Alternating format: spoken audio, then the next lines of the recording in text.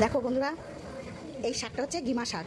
এই দেখো, এই গিমা শাকের বড়া করব। তা কীভাবে করব শেষ পর্যন্ত ভিডিওটা দেখতে থাকো। প্রথমে গিমা শাকটা আমি বেছে নেব। দেখো বন্ধুরা, আমি এরকম করে এই পাতাগুলো নিয়ে নেব।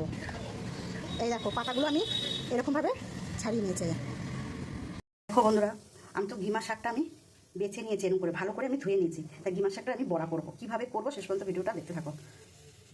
আমি এখানে কাঁচা লঙ্কা দিয়ে দেবো, আমি এখানে নুন দিয়ে দেবো, আমি এখানে হলুদ দিয়ে দেবো, আমি এখানে চালের গুঁড়িটা দিয়ে দেবো।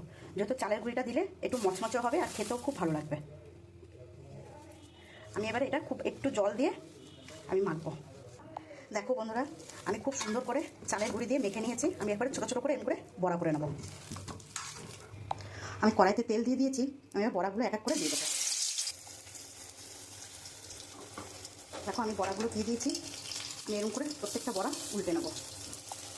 বড়াগুলো এবারে উল্টে নেবো। এক পিঠ হয়ে গেছে, আমার বড়াগুলো ভাজা হয়ে গেছে। এবার আমি তুলে নেবো। দেখো বন্ধুরা, আমার গিমা শাকের বড়াটা হয়ে গেছে আর একদম মচমচে হয়েছে। দেখো,